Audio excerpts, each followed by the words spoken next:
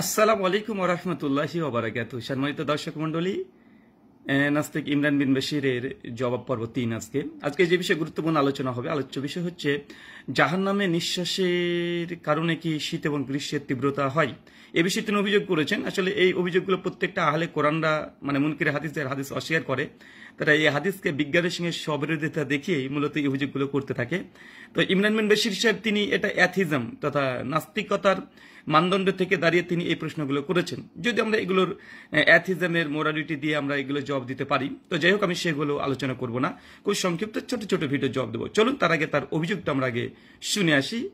1 minute. Sorry, জি। সরকার প্রতিষ্ঠান বন্ধ দিয়েছে কয়েক সপ্তাহ। তো যাই হোক, এই যে গরমটা কেন পড়ছে, আমরা যদি এই প্রশ্নে আসি তাহলে আমাদের ইসলাম একটা হাদিস আমি যদি আপনাকে শোনাই।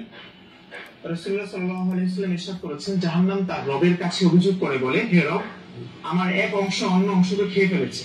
মহান আল্লাহ তখন তাকে দুটি নিঃশ্বাস ফেলার অনুমতি দেন, একটি নিঃশ্বাস শীতকালে আর একটি গ্রীষ্মকালে। কাজেই তোমরা গরমের তীব্রতা এবং শীতের তীব্রতা পেয়ে থাকো। হাদিসের ভাষ্য অনুযায়ী আমরা যে গরম অনুভব করি সেটা হচ্ছে জাহান্নামের একটি নিঃশ্বাস, গরমকালে যেটা দেয়। আর হচ্ছে শীত, যে শীতটা আমরা অনুভব করি সেই শীতটা হচ্ছে জাহান্নামের আরেকটি নিঃশ্বাস, ঠিক আছে, যেটা শীতকালে দেয়। আচ্ছা, আপনি এই কথাটা কি বিশ্বাস করেন তো নাকি? অবশ্যই, আল্লাহ রাসূলের কথা। এখন আমার যেটা প্রশ্ন, আমার না, এগুলো হচ্ছে নাস্তিকদের প্রশ্ন। বাংলাদেশে এখন শীত পড়ছে, কিন্তু পৃথিবীর বহু দেশে এখন প্রচন্ড শীত। শুধু এখন না, সারা বছর শীত থাকে এমন অনেক দেশ রয়েছে। উদাহরণস্বরূপ আপনি অ্যান্টার্কটিকার কথা বলতে পারেন, 12 মাসই সেখানে তীব্র শীত, মাইনাস 85-80 সেলসিয়াস থাকে, মানে তুষার থাকে, সবসময় তুষার করতে থাকে। এখন সেই ক্ষেত্রে আপনি কি বলবেন যে জাহান্নামের নিঃশ্বাস কি সেখানে যায় না? এই প্রশ্ন। আচ্ছা, ধন্যবাদ। আসলে এটা হচ্ছে তার মূল আর্গুমেন্ট এবং তার জবাব, তার অভিযোগ এটাই। তারপরে এটাকে নিয়ে তিনি দুজনের পরস্পর কথা চলবে। অনেকে হয়তো ভাবতে পারেন যে কি ব্যাপার, দুজনই তো হুজুরকে দেখছি। আসলে ইনি আসলে হুজুর ছিলেন, আসলে তিনি একটা সময় নাস্তিকই ছিলেন, তবে তিনি দায় টুপি পরে বিভিন্ন আলেমদের কাছে গিয়ে এইভাবে ধোকাবাজি করে ভিডিওগুলো রেকর্ড করেছে, যেন না পরে যখন সে সেফ জোনে পৌঁছে যাবে তারপরে এগুলোকে যেন প্রচার করতে পারে। এটা তাদের একটা ধোকাবাজি। নাস্তিকদের মধ্যে আমি আগেই বলেছি, তাদের মধ্যে কোনো সততা নেই। তো যাই হোক, এই ঘটনা থেকে আপনারা বুঝতে পারলেন যে জাহান্নামের যে নিঃশ্বাস, আসলে এই হাদিসটা পেয়ে যাবেন, সহিহ বুখারী খুললে পেয়ে যাবেন, 537 নম্বর হাদিস। এখন মূল অভিযোগ হচ্ছে এটা তিনি দুটো করেছেন, যে জাহান্নাম যখন নিঃশ্বাস ফেলে এবং নিঃশ্বাস নেয় সেই সময়তে শীতকাল হয় এবং গ্রীষ্মকাল হয়, মানে শীতের তীব্রতা এবং গ্রীষ্মের যে গরমের অনুভূতি আমরা এই কারণে পাই।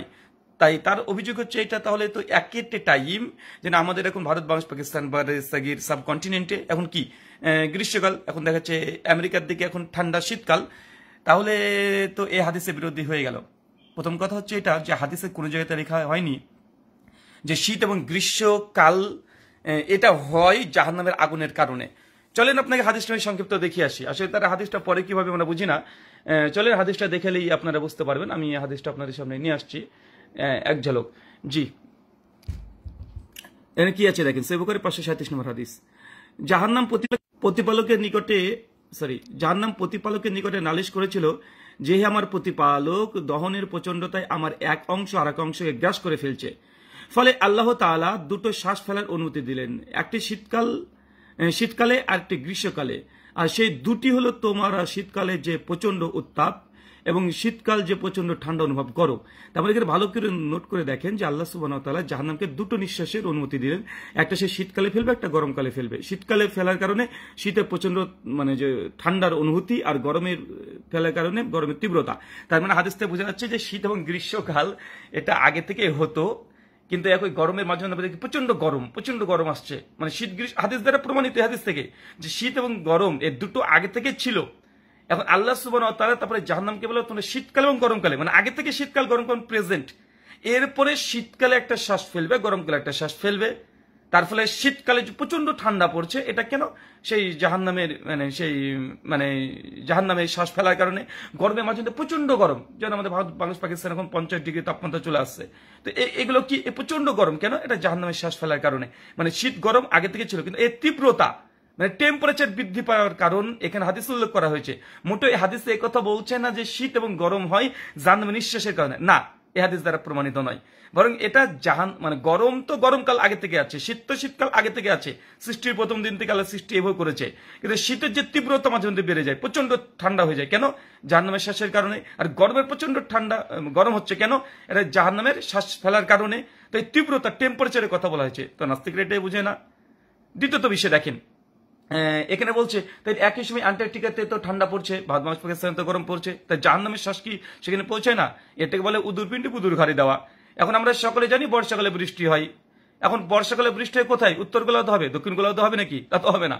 বর্ষাকাল ভারত পাকিস্তান বর্ষাকালে বৃষ্টি হবে, কিন্তু এখন তো আমেরিকাতে তো বৃষ্টি হবে না রে ভাই।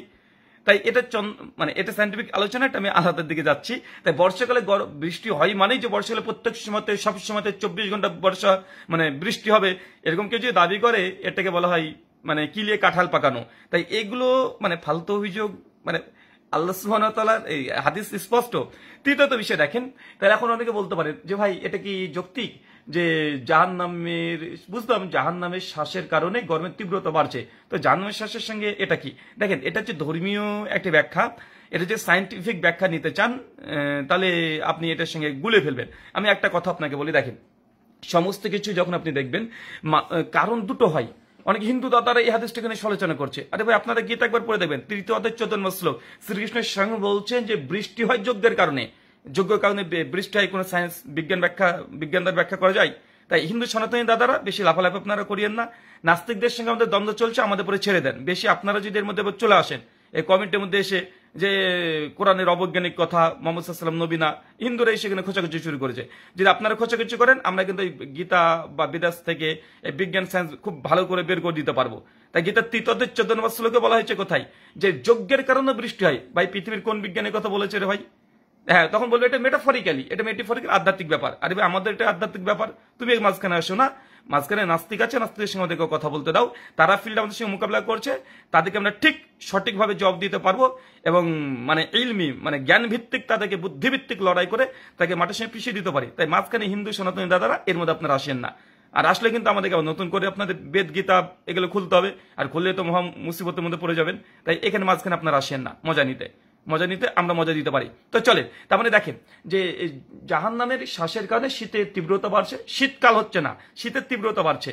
আর জাহান্নামের নিঃশ্বাসের প্রশ্বাসের কারণে গরমের তীব্রতা বাড়ছে।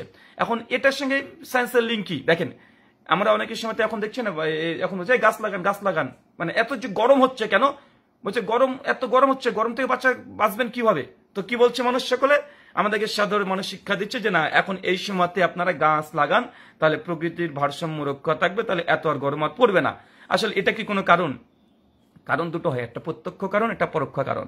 যেমন মরু অঞ্চলে বরফ গলছে, কেন গলছে?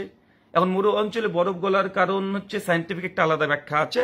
আর পরোক্ষ কারণ হচ্ছে যে অতিরিক্ত পলিথিন আমরা ব্যবহার করছি, গ্যাস অনিয়ন্ত্রিতভাবে ব্যবহার করা হচ্ছে, প্রচুর পরিমাণে বায়ু দূষণ হচ্ছে, মানে এয়ার পলিউশন হচ্ছে, গাড়ি ঘোড়া মানে চলছে, এগুলো এর জন্য মরুর যতগুলো মানে বরফ আছে গলতে শুরু করেছে, এই জন্য পৃথিবীর টেম্পারেচার বাড়ছে, এই জন্য অনেক প্রভাব ইফেক্ট পড়ছে।